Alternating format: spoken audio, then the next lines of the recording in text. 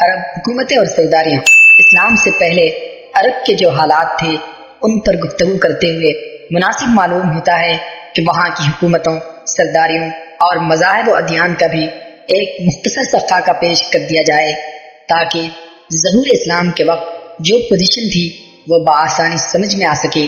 جس وقت جزیرۃ العرب پر خورشید اسلام کی تابناک شعاعیں ذوفگن ہوئی، وہاں دو قسم کے حکمران تھے۔ ایک تاج پوش بادشاہ جو در حقیقت مکمل طور پر آزاد و خود مختار نہ تھے، اور دوسرے قبائلی سردار جنہیں اختیارات و امتیازات کے اعتبار سے وہی حیثیت حاصل تھی جو تاج پوش بادشاہوں کی تھی، لیکن ان کی اکثریت کو ایک مزید امتیاز یہ بھی حاصل تھا کہ وہ پورے طور پر آزاد و خود مختار تھے۔ تاج پوش حکمران یہ تھے: شاہان یمن، شاہان آل غسان اور شاہان ہیرا۔ بقیہ عرب حکمراں تاج پوش نہ تھے۔ یمن کی بادشاہی عرب عاربہ میں سے جو قدیم ترین یمانی قوم معلوم ہو سکی وہ قوم سبا ہے، اور عراق سے جو کتبات برآمد ہوئے ہیں ان میں 2500 سال قبل مسیح اس قوم کا ذکر ملتا ہے، لیکن اس کے عروج کا زمانہ 11ویں صدی قبل مسیح سے شروع ہوتا ہے۔ اس کی تاریخ کے اہم ادوار یہ ہیں: نمبر 1، 1300 قبل مسیح سے 620 قبل مسیح تک کا دور۔ اس دور میں شاہان سبا کا لقب مکرب سبا تھا۔ ان کا پائے تخت سرواہ تھا، جس کے کھنڈر آج بھی مارب کے شمال مغرب میں 50 کلومیٹر کے فاصلے پر پائے جاتے ہیں اور قربیہ کے نام سے مشہور ہیں۔ اسی دور میں مارب کے مشہور بند کی بنیاد رکھی گئی جسے یمن کی تاریخ میں بڑی اہمیت حاصل ہے۔ کہا جاتا ہے کہ اس دور میں سلطنت سبا کو اس قدر عروج حاصل ہوا کہ انہوں نے عرب کے اندر اور عرب سے باہر جگہ جگہ اپنی نو آبادیاں قائم کر لی۔ اس دور کے بادشاہوں کی تعداد کا اندازہ 23 سے 26 تک کیا گیا۔ نمبر 2، 620 قبل مسیح سے 115 قبل مسیح تک کا دور۔ اس دور میں سبا کے بادشاہوں نے مکرب کا لفظ چھوڑ کر ملک کا لقب اختیار کیا اور سرواہ کی بجائے مارب کو اپنا دارالسلطنت بنایا۔ اس شہر کے کھنڈر آج بھی سنا سے 192 کلومیٹر مشرق میں پائے جاتے ہیں۔ نمبر 3، 115 قبل مسیح سے 300 عیسوی تک کا دور۔ اس دور میں سبا کی مملکت پر قبیلہ حمیر کو غلبہ حاصل رہا اور اس نے مارب کے بجائے ردان کو اپنا پائے تخت بنایا۔ پھر ردان کا نام ظفار پڑ گیا، جس کے کھنڈرات آج بھی شہر یریم کے قریب ایک مدور پہاڑی پر پائے جاتے ہیں۔ یہی دور ہے جس میں قوم سبا کا زوال شروع ہوا۔ پہلے نتیوں نے شمال حجاز پر اپنا اقتدار قائم کر کے سبا کو ان کی نو آبادیوں سے نکال باہر کیا۔ پھر رومیوں نے مصر و شام اور شمالی حجاز پر قبضہ کر کے ان کی تجارت کے بحری راستے کو مخدوش کر دیا، اور اس طرح ان کی تجارت رفتہ رفتہ تباہ ہو گئی۔ ادھر قحطانی قبائل خود بھی باہم دست و گریباں تھے۔ ان حالات کا نتیجہ یہ ہوا کہ قحطانی قبائل اپنا وطن چھوڑ چھوڑ کر ادھر ادھر پراگندہ ہو گئے۔ نمبر 4، 300 عیسوی کے بعد آغاز اسلام تک کا دور۔ اس دور میں یمن کے اندر مسلسل اضطراب و انتشار برپا رہا۔ انقلابات آئے، خانہ جنگیاں ہوئی اور بیرونی قوموں کو مداخلت کے مواقع ہاتھ آئے، حتیٰ کہ ایک وقت ایسا بھی آیا کہ یمن کی آزادی سلب ہو گئی۔ چنانچہ یہی دور ہے جس میں رومیوں نے عدن پر فوجی تسلط قائم کیا اور ان کی مدد سے حبشیوں نے حمیر و ہمدان کی باہمی کشاکش کا فائدہ اٹھاتے ہوئے 340 عیسوی میں پہلی بار یمن پر قبضہ کیا، جو 378 عیسوی تک برقرار رہا۔ اس کے بعد یمن کی آزادی تو بحال ہو گئی، مگر مارب کے مشہور بند میں رکھنے پڑنا شروع ہو گئے، یہاں تک کہ بلاخر 450 عیسوی یا 451 عیسوی میں بند ٹوٹ گیا اور وہ عظیم سیلاب آیا جس کا ذکر قرآن مجید سورۃ السبا میں سیل ارم کے نام سے کیا گیا۔ یہ بڑا زبردست حادثہ تھا۔ اس کے نتیجے میں بستیوں کی بستیاں ویران ہو گئی اور بہت سے قبائل ادھر ادھر بکھر گئے۔ پھر 523 عیسوی میں ایک اور سنگین حادثہ پیش آیا، یعنی یمن کے یہودی بادشاہ زونواس نے نجران کے عیسائیوں پر ایک ہیبت ناک حملہ کر کے انہیں عیسائی مذہب چھوڑنے پر مجبور کرنا چاہا، اور جب وہ اس پر آمادہ نہ ہوئے تو زونواس نے خندقیں کھدوا کر انہیں بھڑکتی ہوئی آگ کے الاؤ میں جھونک دیا۔ قرآن مجید نے سورۃ البروج کی آیات میں اسی لرزہ خیز واقعے کی طرف اشارہ کیا۔ اس واقعے کا نتیجہ یہ ہوا کہ عیسائیت جو رومی بادشاہوں کی قیادت میں بلاد عرب کی فتوحات اور توسیع پسندی کے لیے پہلے ہی سے چست و چاودست تھی، انتقام لینے پر تل گئی اور حبشیوں کو یمن پر حملے کی ترغیب دیتے ہوئے انہیں بحری بیڑا مہیا کیا۔ حبشیوں نے رومیوں کی شے پا کر 525 عیسوی میں اریاد کی زیر قیادت 70,000 فوج سے یمن پر دوبارہ قبضہ کر لیا۔ قبضے کے بعد ابتداءً تو شاہ حبش کے گورنر کی حیثیت سے اریاد نے یمن پر حکمرانی کی، لیکن پھر اس کی فوج کے ایک ماتحت کمانڈر ابرہا نے 549 عیسوی میں اسے قتل کر کے خود اقتدار پر قبضہ کر لیا اور شاہ حبش کو بھی اپنے اس تصرف پر راضی کر لیا۔ یہ وہی ابرہا ہے جس نے جنوری 571 عیسوی میں خانہ کعبہ کو ڈھانے کی کوشش کی اور لشکر جرار کے علاوہ چند ہاتھیوں کو بھی فوج کشی کے لیے ساتھ لایا، جس کی وجہ سے یہ لشکر اصحاب فیل کے نام سے مشہور ہو گیا۔ سنا واپس آ کر ابرہا انتقال کر گیا۔ اس کی جگہ اس کا بیٹا یکسوم پھر دوسرا بیٹا مسروق جانشین ہوا۔ کہا جاتا ہے کہ یہ دونوں اہل یمن پر ظلم ڈھانے اور انہیں مقہور و ذلیل کرنے میں اپنے باپ سے بھی بڑھ کر تھے۔ ادھر واقع فیل میں حبشیوں کی جو تباہی ہوئی، اس سے فائدہ اٹھاتے ہوئے اہل یمن نے حکومت فارس سے مدد مانگی اور حبشیوں کے خلاف علم بغاوت بلند کر کے سیف ذی یزن حمیری کے بیٹے ماد یکرب کی قیادت میں حبشیوں کو ملک سے نکال باہر کیا اور ایک آزاد و خود مختار قوم کی حیثیت سے مادی کرب کو اپنا بادشاہ منتخب کر لیا۔ یہ 575 عیسوی کا واقعہ ہے۔ آزادی کے بعد مادی کرب نے کچھ حبشیوں کو اپنی خدمت اور شاہی جلو کی زینت کے لیے روک لیا، لیکن یہ شوق مہنگا ثابت ہوا۔ ان حبشیوں نے ایک روز مادی کرب کو دھوکے سے قتل کر کے ذی یزن کے خاندان سے حکمرانی کا چراغ ہمیشہ کے لیے گل کر دیا۔ ادھر کسرا نے اس صورتحال کا فائدہ اٹھاتے ہوئے سنا پر ایک فارسی اور نسل گورنر مقرر کر کے یمن کو فارس کا ایک صوبہ بنا لیا۔ اس کے بعد یمن پر ایک کے بعد دیگر فارسی گورنر کا تقرر ہوتا رہا، یہاں تک کہ آخری گورنر بازان نے 628 عیسوی میں اسلام قبول کر لیا اور اس کے ساتھ ہی یمن فارسی اقتدار سے آزاد ہو کر اسلام کی عملداری میں آ گیا۔ ہیرا کی بادشاہی عراق اور اس کے نواحی علاقوں پر کوروش کبیر، قورس یا سائرس ذوالقرنین 557 قبل مسیح تا 529 قبل مسیح کے زمانے ہی سے اہل فارس کی حکمرانی چلی آ رہی تھی۔ کوئی نہ تھا جو ان کے مد مقابل آنے کی جرت کرتا، یہاں تک کہ 326 قبل مسیح میں سکندر مقدونی نے دارا اول کو شکست دے کر فارسیوں کی طاقت توڑ دی، جس کے نتیجے میں ان کا ملک ٹکڑے ٹکڑے ہو گیا اور طوائف الملوکی شروع ہو گئی۔ یہ انتشار 230 عیسوی تک جاری رہا اور اسی دوران قحطانی قبائل نے ترک وطن کر کے عراق کے ایک بہت بڑے شاداب سرحدی علاقے پر بودباش اختیار کی۔ پھر عدنانی تارکین وطن کا ریلا آیا اور انہوں نے لڑ بھڑ کر جزیرے فراتیہ کے ایک حصے کو اپنا مسکن بنایا۔ ادھر 226 عیسوی میں اردشیر نے جب ساسانی حکومت کی داغ بیل ڈالی تو رفتہ رفتہ فارسیوں کی طاقت ایک بار پھر پلٹ آئی۔ اردشیر نے فارسیوں کی شیرازہ بندی کی اور اپنے ملک کی سرحد پر آباد عربوں کو زیر کیا۔ اسی کے نتیجے میں خزاں نے ملک شام کی راہ لی، جبکہ ہیرا اور انبار کے عرب باشندوں نے باج گزار بننا گوارا کیا۔ اردشیر کے عہد میں ہیرا، باویت العراق اور جزیرے کے ربی اور نزرا قبائل پر جزیمت الوضاح کی حکمرانی تھی۔ ایسا معلوم ہوتا ہے کہ اردشیر نے محسوس کر لیا تھا کہ عرب باشندوں پر براہ راست حکومت کرنا اور انہیں سرحد پر لوٹ مار سے باز رکھنا ممکن نہیں، بلکہ اس کی صرف ایک ہی صورت ہے کہ خود کسی ایسے عرب قوم کا حکمران بنا دیا جائے جسے اپنے کنبے اور قبیلے کی حمایت و تائید حاصل ہو۔ اس کا ایک فائدہ یہ بھی ہوگا کہ بوقت ضرورت رومیوں کے خلاف ان سے مدد لی جا سکے گی اور شام کے روم نواز عرب حکمرانوں کے مقابل عراق کے عرب حکمرانوں کو کھڑا کیا جا سکے گا۔ شاہانہ ہیرا کے پاس فارسی فوج کی ایک یونٹ ہمیشہ رہا کرتی تھی جس سے باریہ نشین عرب باغیوں کی سرکوبی کا کام لیا جاتا۔ 268 عیسوی کے عرصے میں جزیمہ فوت ہو گیا اور عمر بن عدی بن نصر لقمی اس کا جانشین ہوا۔ یہ قبیل لقم کا پہلا حکمران تھا اور شاپور اردشیر کا ہم اثر تھا۔ اس کے بعد قباس بن فیروز کے عہد تک ہیرا پر لقمیوں کی مسلسل حکمرانی رہی۔ قباس کے عہد میں مزوق کا ظہور ہوا جو اباہیت کا علمبردار تھا۔ قباز اور اس کی بہت سی رعایا نے مزدق کی ہمنمائی کی۔ پھر قباز نے ہیرا کے بادشاہ منظر بن معاذ سما کو پیغام بھیجا کہ تم بھی یہی مذہب اختیار کر لو۔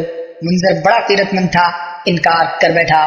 نتیجہ یہ ہوا کہ قباز نے اسے معزول کر کے اس کی جگہ مزدقی کی دعوت کے ایک پیروکار حارث بن عمر بن حجر کندی کو ہیرا کی حکمرانی سونپ دی۔ قباز کے بعد فارس کی باغ ڈور کسرائے نو شیرواں کے ہاتھ آئی۔ اسے اس مذہب سے سخت نفرت تھی۔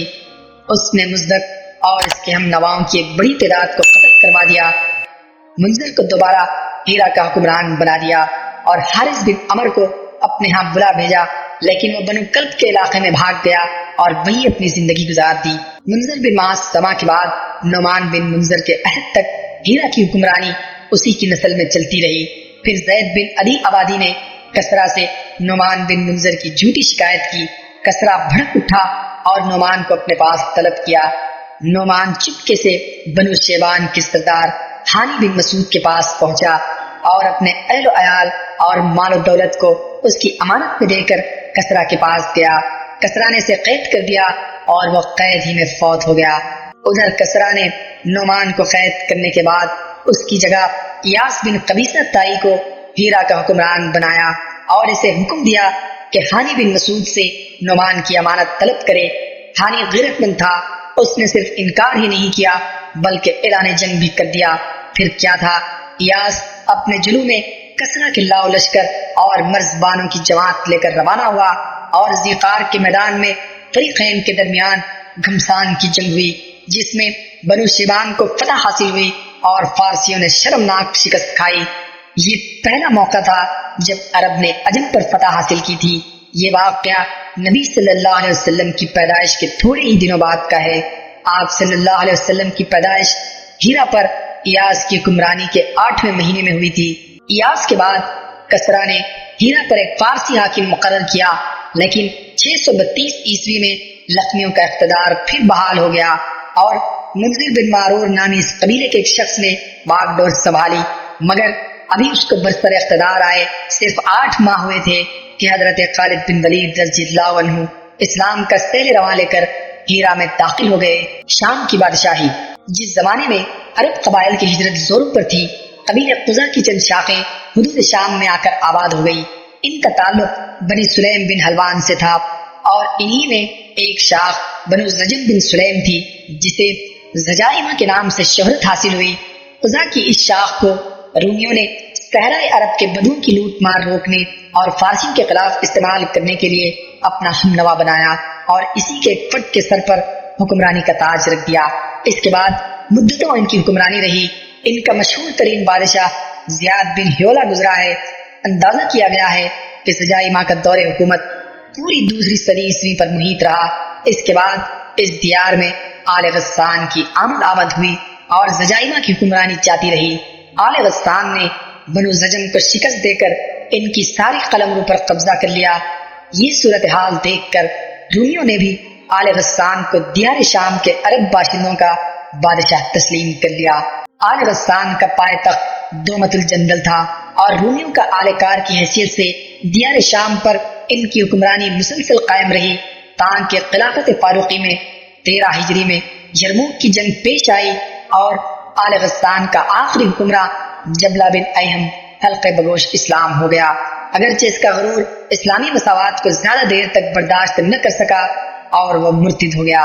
حجاز کی عمارت، یہ بات تو معروف ہے کہ مکے میں آبادی کا آغاز حضرت اسماعیل علیہ السلام سے ہوا۔ آپ نے 137 سال کی عمر پائی اور تا حیات مکے کے سربراہ اور بیت اللہ کے متولی رہے۔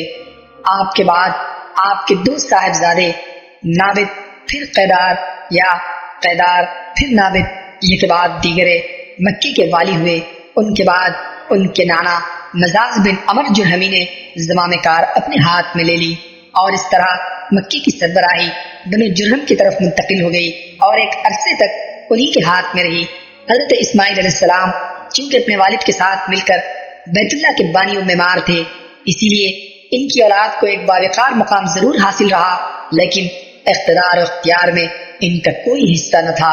پھر دن پر دن اور سال پر سال گزرتے گئے، لیکن حضرت اسماعیل علیہ السلام کی اولاد گوشے گمنامی سے نہ نکل سکی، یہاں تک کہ بخت نصر کے ظہور سے کچھ پہلے بنو جرہم کی طاقت کمزور پڑ گئی اور مکے کے افق پر عدنان کا سیاسی ستارہ جگمگانا شروع ہوا۔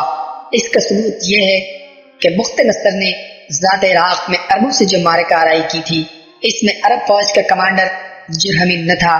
پھر بخت نصر نے جب 587 قبل مسیح میں دوسرا حملہ کیا تو بنو عدنان بھاگ کر یمن چلے گئے۔ اس وقت بنو اسرائیل کے نبی حضرت یرمیہ تھے، وہ عدنان کے بیٹے معاد کو اپنے ساتھ ملک شام لے گئے، اور جب بخت نصر کا زور ختم ہوا اور معاد مکہ آئے تو انہیں مکے میں قبیلہ جرہم کا صرف ایک شخص جرشم بن جرہمہ ملا۔ معاد نے اس کی لڑکی معانہ سے شادی کی اور اسی کے بطن سے نزار پیدا ہوا۔ اس کے بعد مکے میں جرہم کی حالت خراب ہوتی گئی، انہیں تنگ دستی نے آ گھیرا۔ نتیجہ یہ ہوا کہ انہوں نے زائرین بیت اللہ پر زیادتیاں شروع کر دی اور خانہ کعبہ کا مال کھانے سے بھی دریغ نہ کیا۔ ادھر بنو عدنان اندر ہی اندر ان کی حرکتوں پر کڑتے اور بھڑکتے رہے۔ اسی لیے جب بنو قزا نے مرہ زہران میں پڑاؤ کیا اور دیکھا کہ بنو عدنان بنو جرہم سے نفرت کرتے ہیں تو اس کا فائدہ اٹھاتے ہوئے ایک عدنانی قبیلے بنو بکر بن عبد مناف بن کنانہ کو ساتھ لے کر بنو جرہم کے خلاف جنگ چھیڑ دی اور انہیں مکے سے نکال کر اقتدار پر خود قبضہ کر لیا۔ یہ واقعہ دوسری صدی عیسوی کے وسط کا ہے۔ بنو جرہم نے مکہ چھوڑتے وقت زمزم کا کنواں پاٹ دیا اور اس میں کئی تاریخی چیزیں دفن کر کے اس کے نشانات بھی مٹا دیے۔ محمد ابن اسحاق کا بیان ہے کہ عمر بن حارث بن مزاز جرہمی نے خانہ کعبہ کے دونوں ہرن اور اس کے کونے میں لگا ہوا پتھر حجر اسود نکال کر زمزم کے کنویں میں دفن کر دیا اور اپنے قبیلے بنو جرہم کو ساتھ لے کر یمن چلا گیا۔ بنو جرہم کو مکے سے جلا وطنی اور وہاں کی حکومت سے محروم ہونے کا بڑا قلق تھا، چنانچہ امر مذکور نے اسی سلسلے میں یہ اشعار کہے: لگتا ہے ہجوم سے صفا تک کوئی آشنا تھا ہی نہیں، اور نہ کسی قصے گو نے مکے کی شبانہ محفلوں میں قصہ گوئی کی۔ کیوں نہیں، یقیناً ہم ہی اس کے باشندے تھے، لیکن زمانے کی گردشوں اور ٹوٹی ہوئی قسمتوں نے ہمیں اجاڑ پھینکا۔ حضرت اسماعیل علیہ السلام کا زمانہ تقریباً 2000 برس قبل مسیح ہے۔ اس حساب سے مکے میں قبیلہ جرہم کا وجود کوئی 2100 برس تک رہا اور ان کی حکمرانی لگ بھگ 2000 برس تک رہی۔ بنو قزا نے مکے پر قبضہ کرنے کے بعد بنو بکر کو شامل کیے بغیر تنہا اپنی حکمرانی قائم کی۔ البتہ 3 اہم اور امتیازی مناصب ایسے تھے جو مزرع قبائل کے حصے میں آئے۔ نمبر 1، حاجیوں کو عرفات سے مزدلفہ لے جانا اور یوم النفر 13 ذی الحجہ کو جو کہ حج کے سلسلے کا آخری دن ہے منا سے روانگی کا پروانہ دینا۔ یہ اعزاز الیاس بن مزر کے خاندان بنو غوث بن مرح کو حاصل تھا جو صوفہ کہلاتے تھے۔ اس اعزاز کی توضیح یہ ہے کہ 13 ذی الحجہ کو حاجی کنکری نہ مار سکتے تھے جب تک کہ پہلے صوفہ کا ایک ایک آدمی کنکری نہ مار لیتا، پھر حاجی کنکری مار کر فارغ ہو جاتے اور منا سے روانگی کا ارادہ کرتے تو صوفہ کے لوگ منا کی واحد گزرگاہ عقبہ کے دونوں جانب گھیرا ڈال کر کھڑے ہو جاتے اور جب تک خود گزر نہ لیتے کسی کو گزرنے نہ دیتے۔ ان کے گزر لینے کے بعد بقیہ لوگوں کے لیے راستہ خالی ہوتا۔ جب صوفہ ختم ہو گئے تو یہ اعزاز بنو تمیم کے خاندان بنو سعد بن زید کی طرف منتقل ہو گیا۔ نمبر 2، 10 ذی الحجہ کی صبح کو مزدلفہ سے منا کی جانب روانگی، یہ اعزاز بنو عدوان کو حاصل تھا۔ نمبر 3، حرام مہینوں کو آگے پیچھے کرنا، یہ اعزاز بنو کنانہ کی ایک شاخ بنو تمیم بن عدی کو حاصل تھا۔ مکے پر بنو قزا کا اقتدار کوئی 300 برس تک قائم رہا اور یہی زمانہ تھا جب عدنانی قبائل مکہ اور حجاز سے نکل کر نجد، اطراف عراق اور بحرین وغیرہ میں پھیلے اور مکے کے اطراف میں صرف قریش کی چند شاخیں باقی رہی جو خانہ بدوش تھی۔ ان کی الگ الگ ٹولیاں تھیں اور بنو کنانہ میں ان کے چند متفرق گھرانے تھے، مگر مکے کی حکومت اور بیت اللہ کی تولیت میں ان کا کوئی حصہ نہ تھا، یہاں تک کہ قصی بن کلاب کا ظہور ہوا۔ قصی کے متعلق بتایا جاتا ہے کہ وہ ابھی گود ہی میں تھا کہ اس کے والد کا انتقال ہو گیا۔ اس کے بعد اس کی والدہ نے بنو عزرا کے ایک شخص ربی بن حرام سے شادی کر لی۔ یہ قبیلہ چونکہ ملک شام کے اطراف میں رہتا تھا اس لیے قصی کی والدہ وہیں چلی گئی اور وہ قصی کو بھی اپنے ساتھ لیتی گئی۔ جب قصی جوان ہوا تو مکہ واپس آیا۔ اس وقت مکی کا والی حلیل بن حبشیہ قزائی تھا، قصی نے اس کے پاس اس کی بیٹی حبی سے نکاح کے لیے پیغام بھیجا۔ حلیل نے منظور کر لیا اور شادی کر دی۔ اس کے بعد جب حلیل کا انتقال ہوا تو مکہ اور بیت اللہ کی تولیت کے لیے قضا اور قریش کے درمیان جنگ ہو گئی، اور اس کے نتیجے میں مکہ اور بیت اللہ پر قصی کا اقتدار قائم ہو گیا۔ جنگ کا سبب کیا تھا، اس بارے میں 3 بیانات ملتے ہیں۔ ایک یہ کہ جب قصی کی اولاد خوب پھل پھول گئی، اس کے پاس دولت کی بھی فراوانی ہو گئی اور اس کا وقار بھی بڑھ گیا، اور ادھر حلیل کا انتقال ہو گیا تو قصی نے محسوس کیا کہ اب بنو قزا اور بنو بکر کے بجائے میں کعبے کی تولیت اور مکے کی حکومت کا کہیں زیادہ حقدار ہوں۔ اسے یہ احساس بھی تھا کہ قریش خالص اسماعیلی عرب ہیں اور بقیہ آل اسماعیل کے سردار بھی ہیں، لہذا سربراہی کے مستحق وہی ہیں۔ چنانچہ اس نے قریش اور بنو قزا کے کچھ لوگوں سے گفتگو کی کہ کیوں نہ بنو قزا اور بنو بکر کو مکے سے نکال باہر کیا جائے۔ ان لوگوں نے اس کی رائے سے اتفاق کیا۔ دوسرا بیان یہ ہے کہ قزا کے بقول خود حلیل نے قصی کو وصیت کی تھی کہ وہ کعبے کی نگہداشت کرے گا اور مکے کی باغ ڈور سنبھالے گا۔ تیسرا بیان یہ ہے کہ حلیل نے اپنی بیٹی حبی کو بیت اللہ کی تولیت سونپی تھی اور ابو غبشان قزائی کو اس کا وکیل بنایا تھا۔ چنانچہ حبی کے نائب کی حیثیت سے وہی خانہ کعبہ کا کلید بردار تھا۔ جب حلیل کا انتقال ہو گیا تو قصی نے ابو غبشان سے ایک مشک شراب کے بدلے کعبے کی تولیت خرید لی، لیکن قزا نے یہ خرید و فروخت منظور نہ کی اور قصی کو بیت اللہ سے روکنا چاہا۔ اس پر قصی نے بنو قزا کو مکے سے نکالنے کے لیے قریش اور بنو کنانہ کو جمع کیا اور وہ قصی کی آواز پر لبیک کہتے ہوئے جمع ہو گئے۔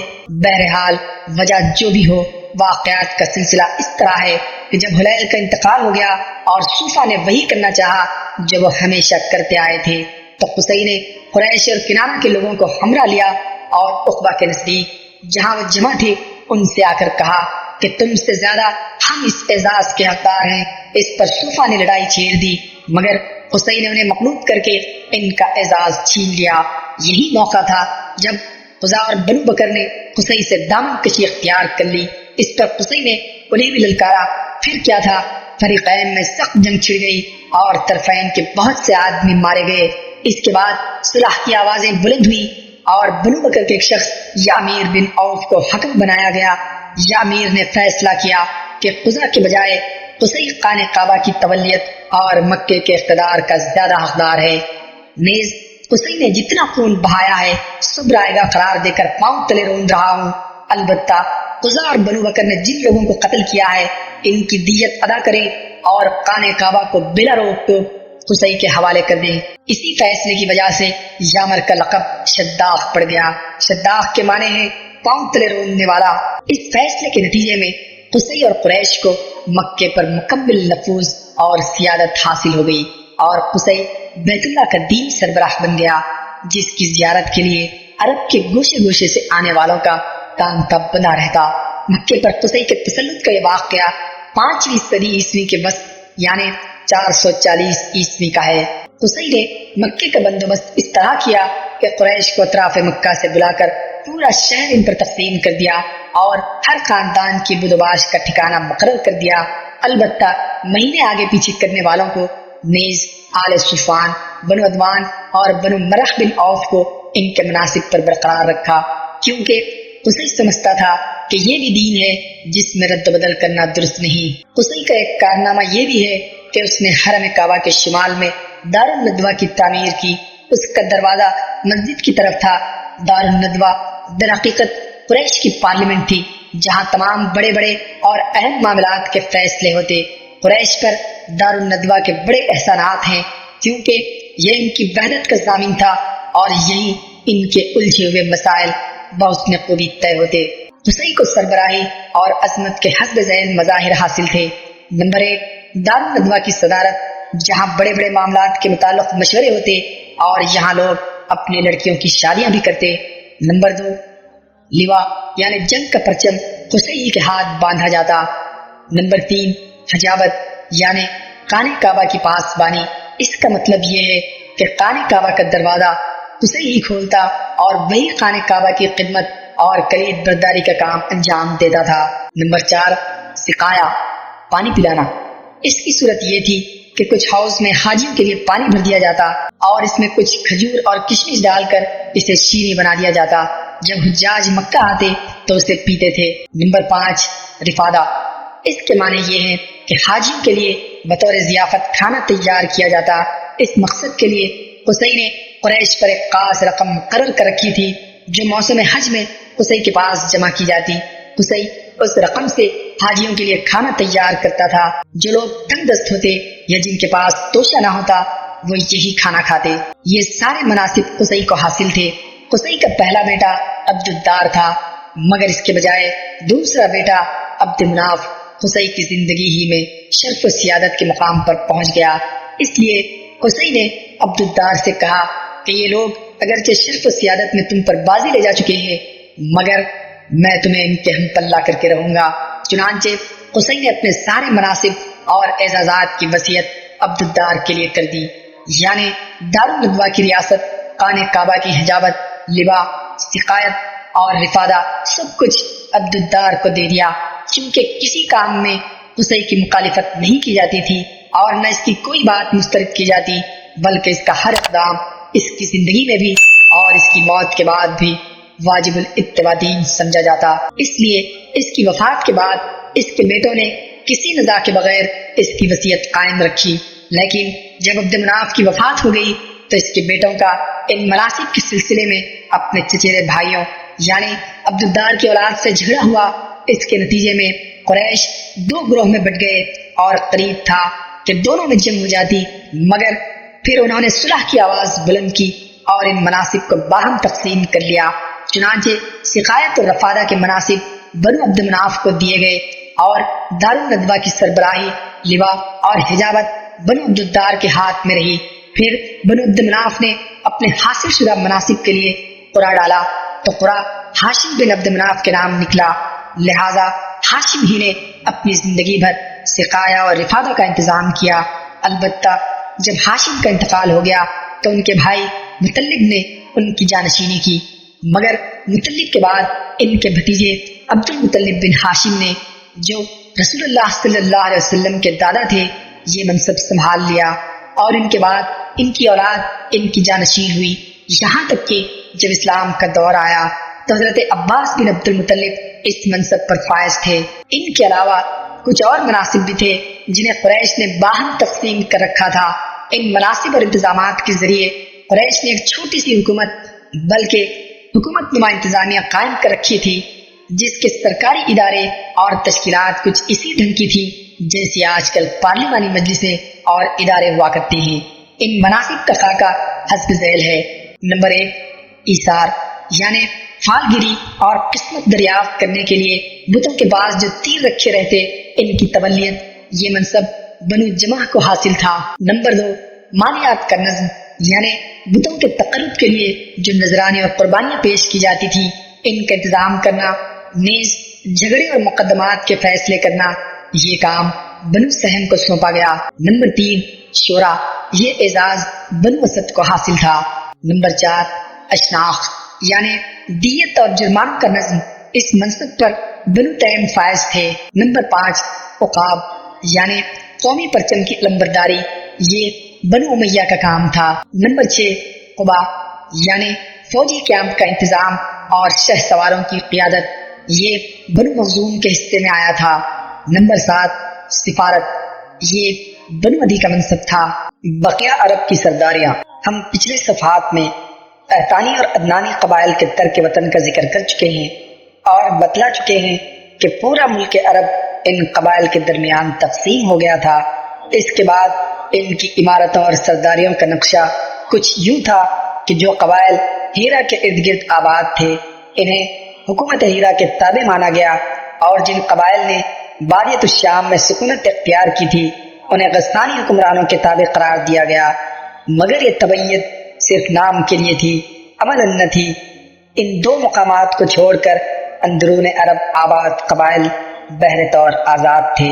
ان قبائل میں سرداری نظام رائج تھا، قبیلے خود اپنا سردار مقرر کرتے تھے اور ان سرداروں کے لیے ان کا قبیلہ ایک مختصر سی حکومت ہوا کرتا۔ سیاسی وجود و تحفظ کی بنیاد قبائلی وحدت پر عصبیت اور اپنی سرزمین کی حفاظت و دفاع کے مشترکہ مفادات تھے۔ قبائلی سرداروں کا درجہ اپنی قوم میں بادشاہوں جیسا تھا۔ قبیلہ صلح و جنگ میں بہرحال اپنے سردار کے فیصلے کے تابع ہوتا اور کسی حال میں الگ تھلگ نہیں رہ سکتا تھا۔ سردار کو وہی مطلق العنانی اور استبداد حاصل تھا جو کسی ڈکٹیٹر کو حاصل ہوا کرتا ہے۔ حتیٰ کہ بعض سرداروں کا یہ حال تھا کہ اگر وہ بگڑ جاتے تو ہزاروں تلواریں یہ پوچھے بغیر بے نیام ہو جاتی کہ سردار کے غصے کا سبب کیا ہے۔ تاہم چونکہ ایک ہی کنبے کے چچیرے بھائیوں میں سرداری کے لیے کشاکش بھی ہوا کرتی، اس لیے اس کا اقتضا تھا کہ سردار اپنے قبائلی عوام کے ساتھ رواداری برتتے، خوب مال خرچ کرتے، مہمان نوازی میں پیش رہتے، کرم و بردباری سے کام لیتے، شجاعت کا عملی مظاہرہ کرتے اور غیر تمندانہ امور کی طرف سے دفاع کرتے تاکہ لوگوں کی نظر میں عموماً اور شورا کی نظر میں خصوصاً خوبی و کمالات کا جامع بن جائے۔ اور اس طرح سردار اپنے مد مقابل حضرات سے بلند و بالا درجہ حاصل کرتے۔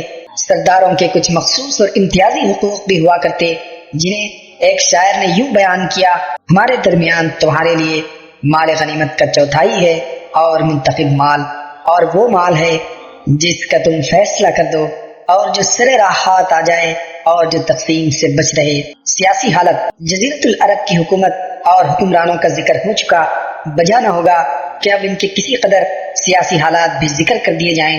جزیرۃ العرب کے وہ تینوں سرحدی علاقے جو غیر ممالک کے پڑوس میں پڑتے تھے، ان کی سیاسی حالت سخت اضطراب و انتشار اور انتہائی زوال و انحطاط کا شکار تھی۔ انسان مالک اور غلام یا حاکم اور محکوم کے دو طبقوں میں بٹا ہوا تھا۔ سارے فوائد سربراہوں اور خصوصاً غیر ملکی سربراہوں کو حاصل تھے اور سارا بوجھ غلاموں کے سر تھا۔ اسے زیادہ واضح الفاظ میں یوں کہا جا سکتا ہے کہ رعایا در حقیقت ایک کھیتی تھی جو حکومت کے لیے محاصل اور آمدنی فراہم کرتی، اور حکومتیں اسے لذتوں، شہوتوں، عیش رانی اور ظلم و جور کے لیے استعمال کرتی۔ عوام اپنی تاریکی میں ہاتھ پاؤں مار رہے تھے اور ان پر ہر طرف سے ظلم کی بارش ہو رہی تھی، مگر وہ حرف شکایت زبان پر نہ لا سکتے، بلکہ ضروری تھا کہ طرح طرح کی ذلت و رسوائی اور ظلم و چیرہ دستی برداشت کریں اور زبان بند رکھیں۔ اور وہاں انسانی حقوق نام کی کسی چیز کا کہیں کوئی وجود نہ تھا۔ ان علاقوں کے پڑوس میں رہنے والے قبائل تذبذب کا شکار تھے۔ انہیں اغراض و خواہشات ادھر سے ادھر اور ادھر سے ادھر پھینکتی رہتی تھی۔ کبھی وہ عراقیوں کے ہم نوا ہو جاتے اور کبھی شامیوں کی سر میں سر ملاتے۔ جو قبائل اندرون عرب آباد تھے ان کے بھی جوڑ ڈھیلے اور شیرازہ منتشر تھا۔ ہر طرف قبائلی جھگڑوں، نسلی فسادات اور مذہبی اختلافات کی گرم بازاری تھی، جس میں ہر قبیلے کے افراد بہر صورت اپنے اپنے قبیلے کا ساتھ دیتے تھے، خواہ وہ حق پر ہوں یا باطل۔ چنانچہ ان کا ترجمان کہتا ہے: میں بھی تو قبیلے غزیہ ہی کا ایک فرد ہوں، اگر وہ غلط راہ پر چلے گا تو میں بھی غلط راہ پر چلوں گا، اور اگر وہ صحیح راہ پر چلے گا تو میں بھی صحیح راہ پر چلوں گا۔ اندرون عرب کوئی بادشاہ نہ تھا جو ان کی آواز کو قوت پہنچاتا، اور نہ کوئی مرجع ہی تھا جس کی طرف مشکلات و شدائد میں رجوع کیا جاتا اور جس پر وقت پڑنے پر اعتماد کیا جاتا۔ ہاں، حجاز کی حکومت کو قدر و احترام کی نگاہ سے یقیناً دیکھا جاتا اور اسے مرکز دین کا قائد و پاسبان بھی تصور کیا جاتا۔ یہ حکومت در حقیقت ایک طرح کی دنیاوی قیادت اور دینی پیشوائی کا معجون مرکب تھی۔ اسے اہل عرب پر دینی پیشوائی کے نام سے بالادستی حاصل تھی اور حرم اور اطراف حرم پر اس کی باقاعدہ حکمرانی تھی۔ وہی زائرین بیت اللہ کی ضروریات کا انتظام اور شریعت ابراہیمی کے احکام کا نفاذ کرتی تھی، اور اس کے پاس پارلیمانی اداروں جیسے ادارے اور تشکیلات بھی تھیں۔ لیکن یہ حکومت اتنی کمزور تھی کہ اندرون عرب کی ذمہ داریوں کا بوجھ اٹھانے کی طاقت نہ رکھتی تھی، جیسا کہ حبشیوں کے حملے کے موقع پر ظاہر ہوا۔